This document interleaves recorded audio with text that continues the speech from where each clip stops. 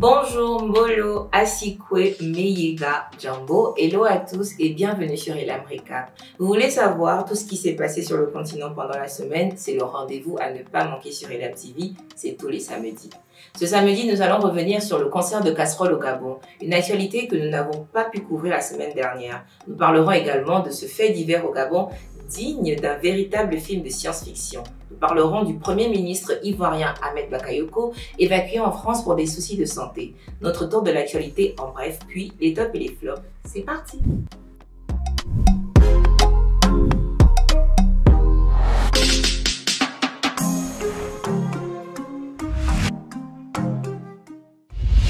La semaine dernière, nous avons parlé des nouvelles mesures restrictives en lien avec la propagation du coronavirus dans le pays.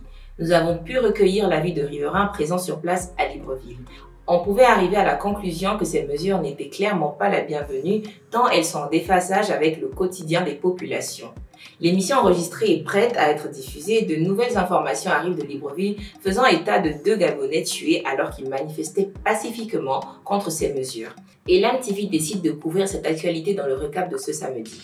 À Libreville et dans toutes les villes du Gabon, un mouvement a été lancé. Ce mouvement consiste à taper dans sa casserole chaque soir et pendant 5 minutes en signe de protestation. Plusieurs Gabonais se sont pliés au jeu, y compris ceux de la diaspora.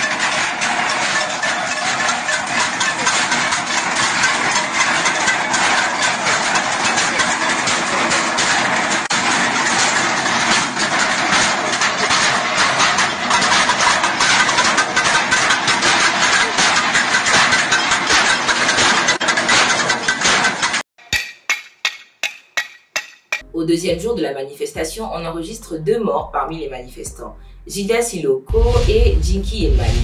Quel a été leur crime selon vous? Avoir tapé dans une casserole ou être descendu dans la rue?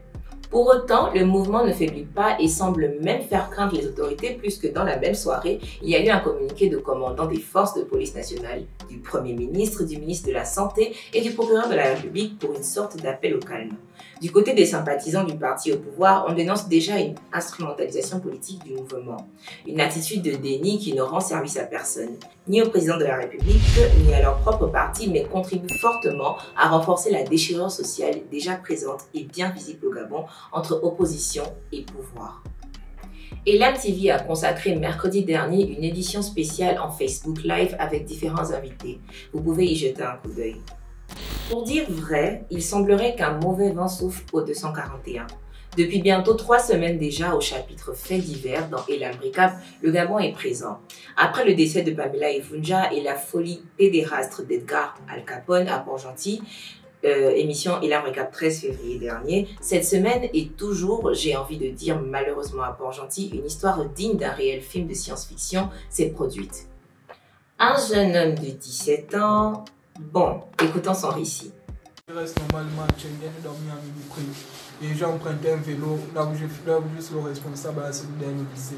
Donc avec ce vélo-là, je me suis rendu à 6 h à Schengen, vu que je n'ai pas ma tenue, vu que je n'ai pas dormi samedi. J'ai appelé maman pour dire que je dors à Mimipri, je n'ai pas ma tenue du culte.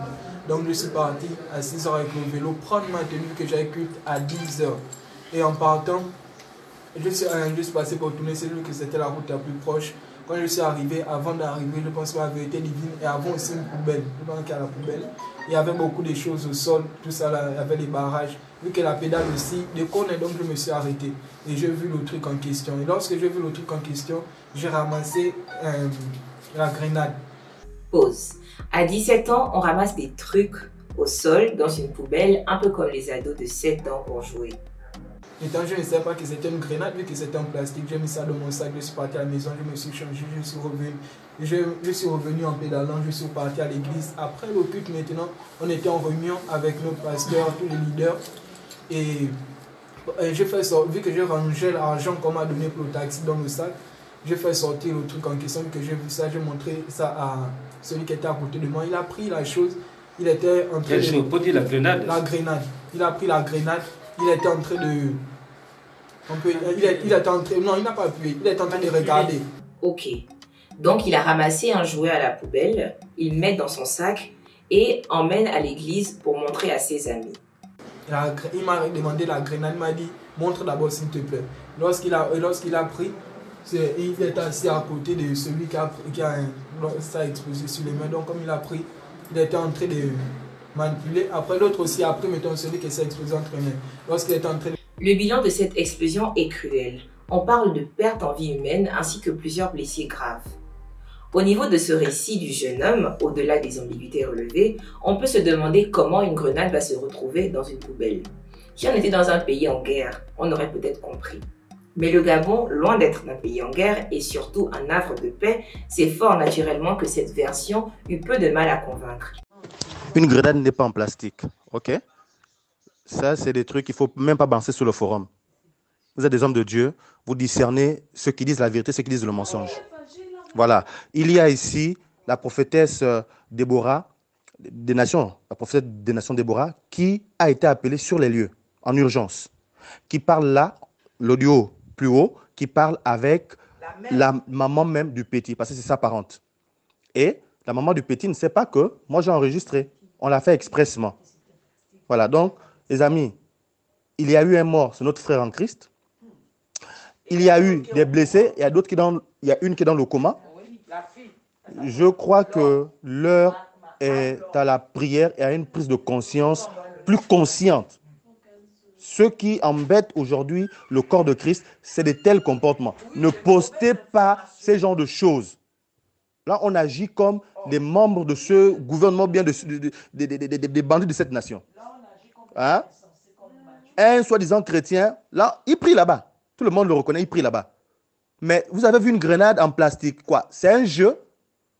C'est un jouet? Parce qu'il suit trop les films? Ou quoi? Le débat est clos. Je vous dis, tous ceux qui parlent, vous allez avoir le nom des enfants. Mais ils vous donnent des noms qui n'existent pas. Des domiciles qui n'existent pas. Arrêtez. Je ne fais qu'écouter, je ne fais qu'entendre. Ça pullule tout le Gabon. Pourquoi? Je ne sais pas. Mais vous êtes des hommes de Dieu. Les plans ont été faits de telle sorte qu'on brouille les pistes. Ce ne sera pas brouillé. Nous allons attraper les coupables. C'est tout. Dis même que le prénom du jeune garçon, c'est Jonathan. Voilà. Le prénom du jeune garçon, c'est Jonathan. On l'a donné un tranquillisant. Là, il est sous tranquillisant, par exemple. Il dort. Vous avez entendu la maman, non? Le fils, celui qui soulève voilà. Le frère. Vivement que toute la lumière soit faite sur cette affaire.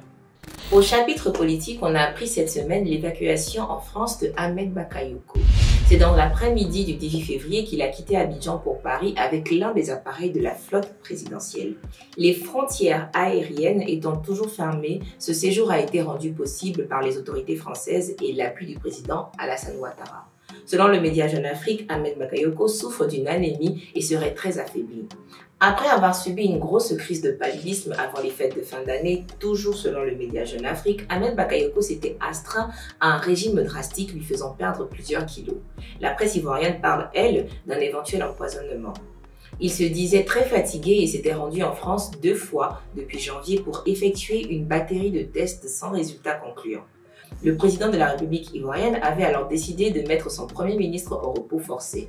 Le secrétaire général de la présidence, M. Patrick Hachi, et Fidel Sarasoro, le directeur du cabinet du président Ado, gèrent en duo la primature.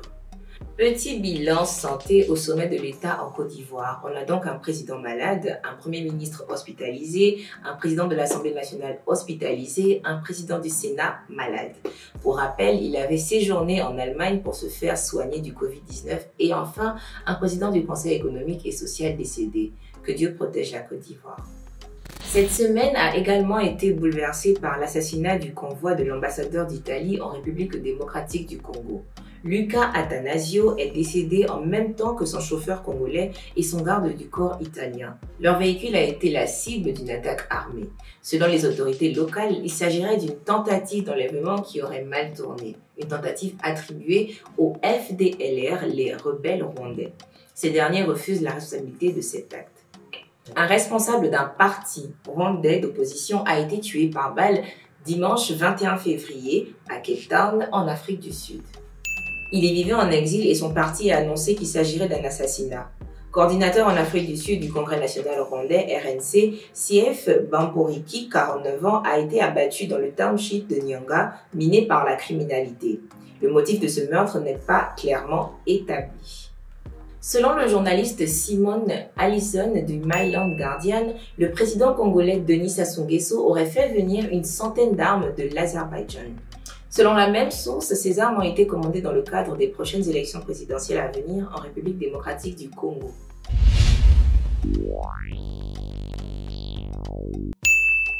Membre fondateur du Parti nigérian pour la démocratie PNDS Taraya, ex-président du comité exécutif national CEN et ancien ministre de l'Intérieur du Niger, Mohamed Bazoum a remporté l'élection présidentielle 2021. Dans un Niger habitué au coup d'État, cette transition pacifique est saluée par beaucoup d'observateurs, d'autant que le président sortant, Mahamadou Issoufou, après 2 mandats de 5 ans, avait décidé de se représenter. Nous sommes arrivés à la fin de notre émission Elam Recap numéro 27. J'espère que cela vous a plu. N'hésitez pas de laisser un commentaire, de liker et surtout de partager. Je vous dis à bientôt.